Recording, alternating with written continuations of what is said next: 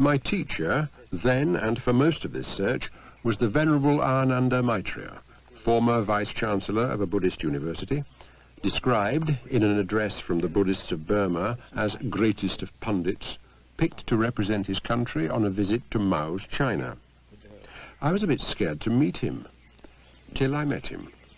When you see a figure of the Buddha, from his eyes of the statues, it teaches you the control of eyes. It teaches you control. Control or restraining eyes. Control of your eyes. From the mouth, control of mouth. Control of speech, restraining speech. And from the hands of the statue, the restraint in hands, in your activities. From the feet also, the restraint in feet. The whole body explains or expresses the restraint of whole body, So the control of our body. So the stillness of the statue isn't just a matter of being stone, it is an invitation Yes. to emulate, to Yes. do the same thing. Yes. I see. Yes. So there's the religion, there is the real dharma. The doctrine is there. The doctrine symbolized.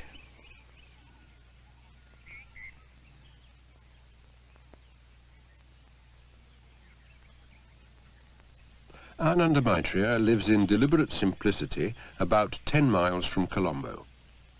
When I asked him what he thought his greatest weakness was, he said books. From his little house, he's planning a Buddhist study centre for interested foreigners. In the meantime, he writes and teaches and receives visitors.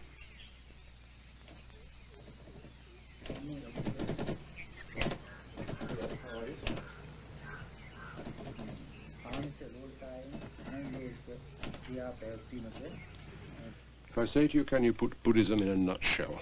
Yes. What would you do? The Lord Buddha said, Sabba papasa akaranam, kusalasa upasampada, sachitta pariyodapanam, etang buddhana sasanam, which means, Sabba papasa akaranam, to shun all evils, kusalasa upasampada, to do good, sachitta pariyodapanam, purification of your mind, etang buddhana sasanam. This is the teaching of all the Buddhas. Yes. Not easy. Well, easy, very easy if you understand it.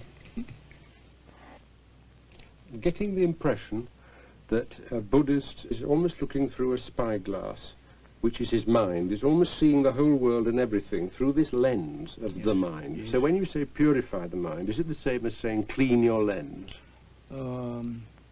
Clean your glasses? Well, it is somewhat like that. Then you can see clearly. If you purify your mind, then you can see the nature as it is, as really it is, the world as it is. There is the realization. So you would call Buddhism a severely practical thing of seeing the world as it is, not Yes. seeing it painted gold or pink? No. You have to penetrate all the appearances. You have to penetrate it. And the Buddhist device for penetration, said Ananda Maitreya, is the Noble Eightfold Path, the 8 spokes of a wheel. Right speech, right action, right livelihood, right effort, right mindfulness, right concentration, right thought, right understanding. So, and he used the 8 spokes of his parasol to make the point, while we are tied to the cycle of birth and rebirth, we're on the perimeter. As we take the Noble Eightfold Path, we move, bit by bit, down the spokes to the still point at the center. No more birth, no more rebirth, nirvana.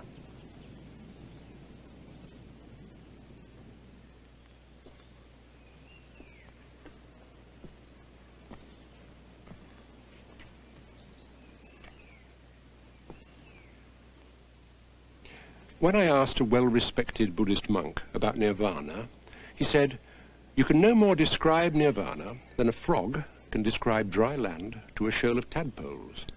And he went on to elaborate. Even the cleverest tadpole, he said, can only ask questions about the element he lives in. And all the frog's answers are going to seem negative. No, dry land doesn't have fish. No, you can't float over it. No, fresh air is not like water. Until the tadpoles get the idea that he is describing some impossible, negative nowhere. With earthly thought, said the monk, you cannot think nirvana. From nirvana, you cannot think an earthly thought. But the question remains, who is the Buddha? Is he supernatural? Is he God? Is he immortal? He's a man, an extraordinary man. From the very beginning of his life, he's extraordinary. That's the case, not supernatural. Natural, but extraordinary. It wasn't that Ananda Maitreya back in Sri Lanka exactly disapproved of that trip to India, but I got a strong impression that, given the choice, he preferred live teaching to a dead relic. Ananda Maitreya's hometown, as you can tell if you see his full name, is Balangoda, because it's the custom here to make the name of your birthplace part of your permanent label. Balangoda Ananda Maitreya.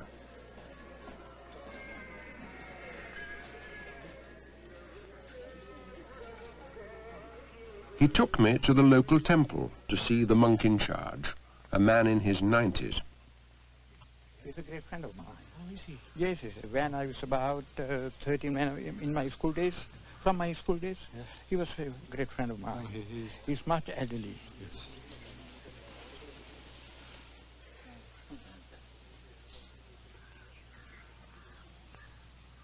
Is he very much your senior?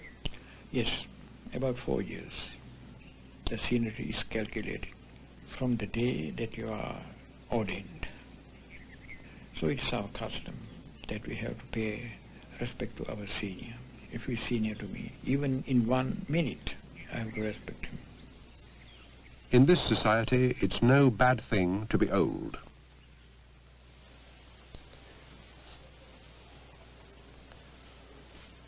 Who is this? What's this statue? This is the son of Prince Siddhartha. Son of the man who became the Buddha. Yes. And here is the Buddha. Yes. And he's very tall. Yes. Why is he so big? Well, Buddha had 2 bodies, a spiritual body and physical body. The figure shows the nature of physical body. The appearance. Yes, in appearance. But the height shows the height of his virtues, infinite virtues. One thing about the temples we visited, they don't lead you to an altar.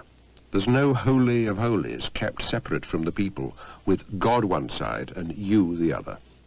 Tableau by tableau, you're taken gently through a story, the life story of the Buddha. When you see statues in a temple, do you think of it as a kindergarten?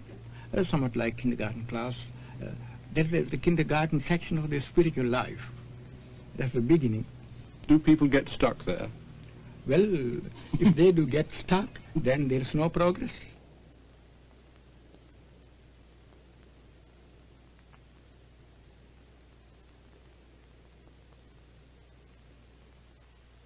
This is a fledgling relative of the Buddha with his parents. He's been a novice monk for 1 hour exactly. If, after 5, 10 or 50 years, he decides to disrobe, nobody's going to stop him. So the events of an hour ago weren't as final as they looked.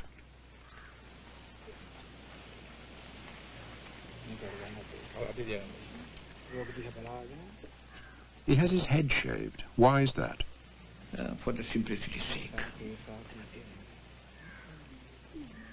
While the shaving happens, the candidate is made to hold and look at a clipping of his own departing hair. It's his first lesson in meditation, they told me.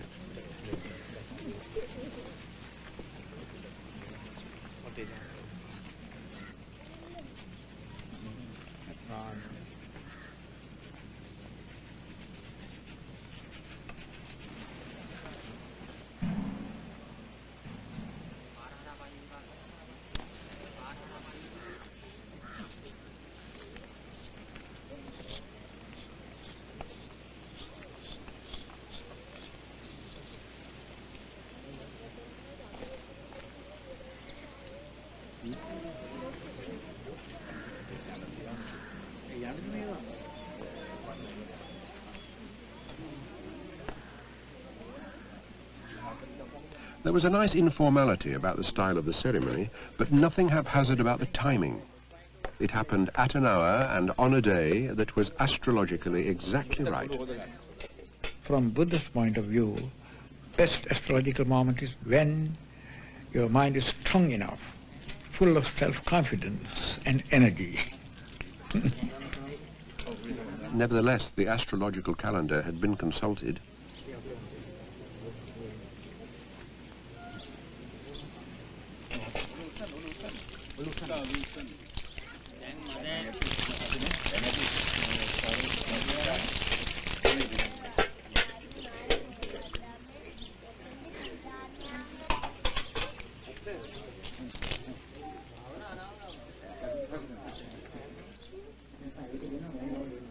In his lifetime, the Buddha ordained nuns as well as monks.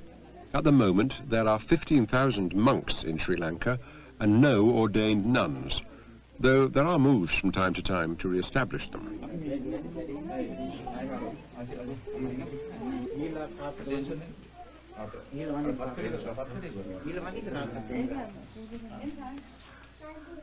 This is the last time he'll pay respect to his parents as a layman.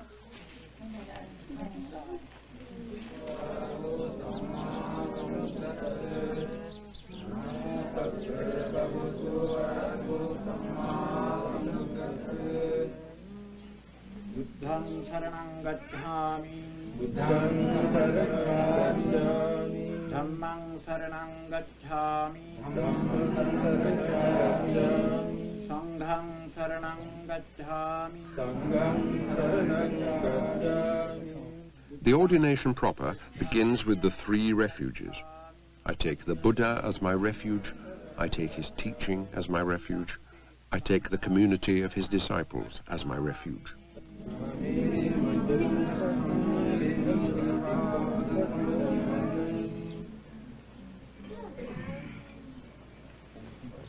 Ahang bhante pabbajjang yachami dutiyampi ahang bhante pabbajjang yachami tatiyampi ahang bhante pabbajjang yachami.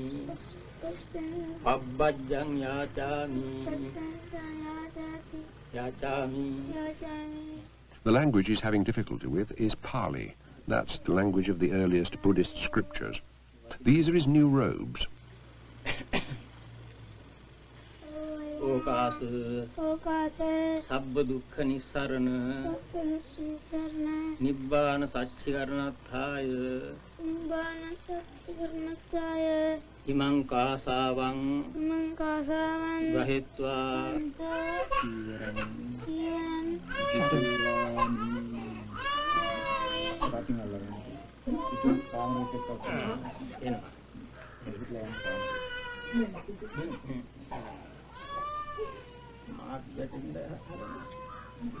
A layman observes 5 precepts, 5 undertakings. Not to destroy life, not to steal, not to misuse sex, not to lie, and not to take intoxicants. As a monk, he'll take 5 more. Not to eat after 12 noon, not to dance, sing, or attend shows, not to decorate himself, not to use soft beds, not to handle gold or silver.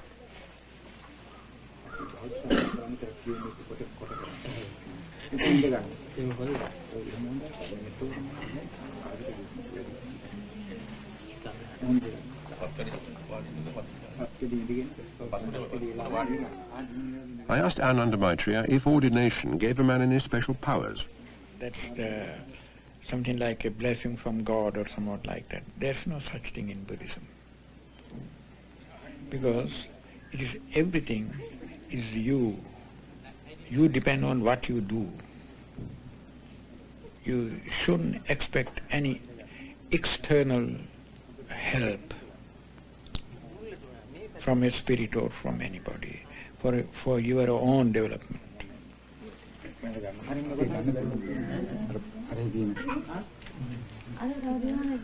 Now, and the boy himself could scarcely believe it, The parents and grandparents he'd bowed to 10 minutes earlier queue up with presents and bow to him. With regard to spiritual life, the boy is higher than the parents. Spiritually he is higher. Parents know this.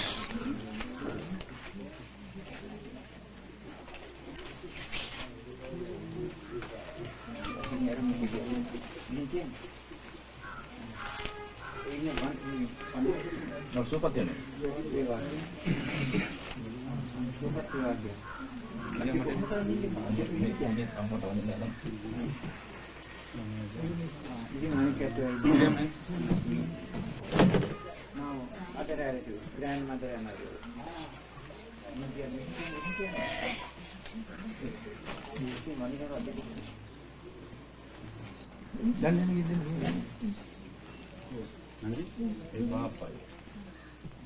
The umbrella, by the way, is the thing he liked best. At the end of the day, as if he'd read my thoughts, Ananda Maitreya said, "Don't worry. For some time at least, he'll be junior to every other monk he meets, and if he gets above himself, we shall help him down."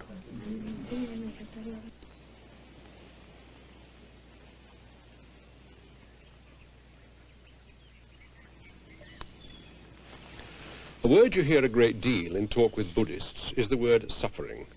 Being alive is suffering, dying is suffering, even being happy is suffering. If they're saying what they seem to be saying, Buddhists should have the world's longest and sourest faces.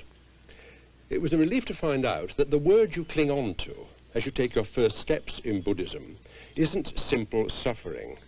It's better translated as unsatisfactoriness, instability, uncertainty. Nothing ever stays the same. I'll try and put it to you as it was put to me. Here am I sitting comfortably in this chair. In an hour's time, I might still be quite comfortable. In 24 hours, I'd be in fair agony. In 24 years, I'd be a cripple, and in 240 years, I'd be bones, and the chair would be looking pretty seeded too. Even if you try to keep quite still and not change, change will still happen, and there's nothing anybody can do to stop it. So, if, like most people, you're a clinging man in a world which never stops changing, what do you cling to? Some would say God. Even the crowd at an English football match sings, "O thou that changest not, abide with me." But Buddhists don't accept the idea of one unchanging, almighty God.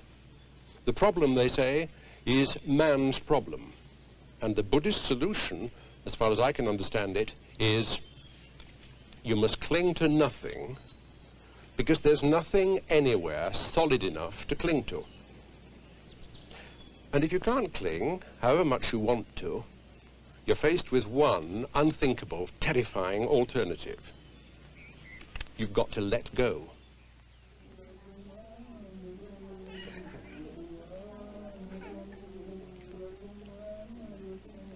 When a novice is at least 20, he can be ordained a fully fledged monk, a bhikkhu. In this tradition, a bhikkhu doesn't eat after 12 noon, and what he eats, he begs for. Simply whatever house we see first, then we go there. If they offer us, then we accept. If they don't offer, then we pass over to other house. Do you collect food for other monks, or in your begging bowl is Yes, just sometimes yourself? if there are number of monks in a temple, so we collect some food, even sufficient for others.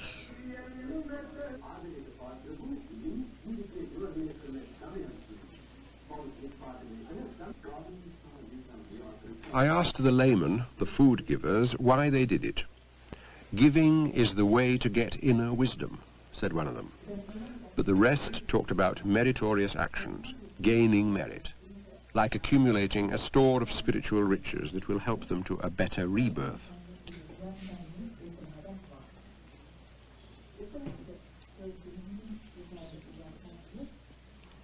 I found myself wondering if it was difficult to beg. No, because When we join the order, naturally, we have to give up our pride, because we know we live on others.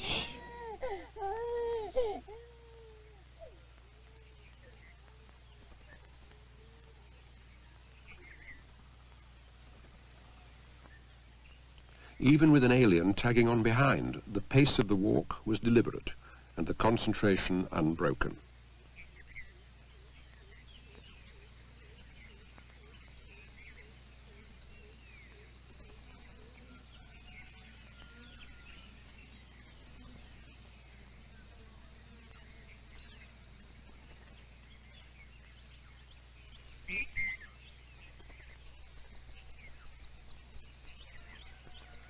Take two monks.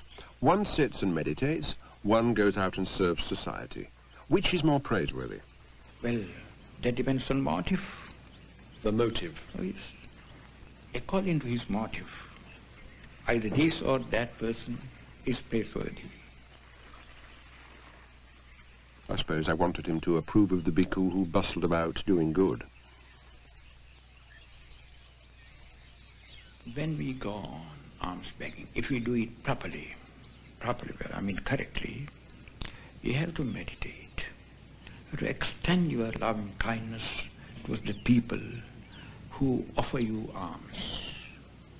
So you have to spread that loving feeling, that loving kindness, feeling of loving kindness towards them. It purifies, even in that moment, your mind. It's a kind of blessing, mental blessing.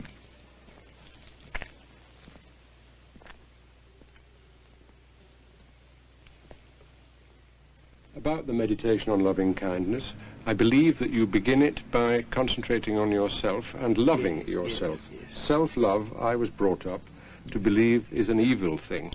Well, if it stops there itself, then it may be an evil thing, but you don't stop there itself. First you love. It is natural that everybody loves himself better of all other persons. So you have to extend your love. First you have to experience your love on yourself, love for yourself. So you experience your love. Then you have to extend the very same experience towards all other living beings. Can a man who doesn't love himself then not love other people? Well, a man who doesn't love himself never loves others. It is impossible.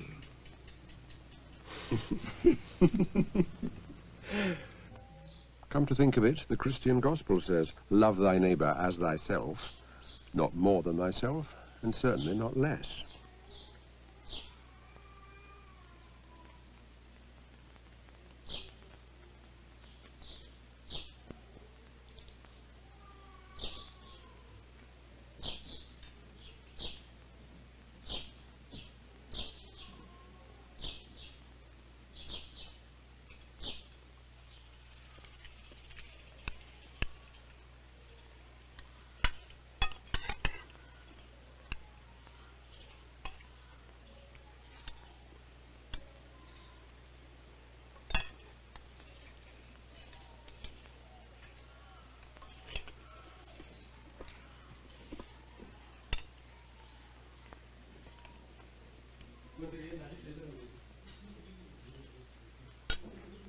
But am I right? The Buddha did require his bhikkhus to serve. Well, yes. For the benefit of the people, for the good of the people, for the welfare of the people. To teach and preach and help the people. So he sent out the first historical world mission. Before that there was no world mission like that. It was the start of a world mission. And a mission, what is more, without bloodshed.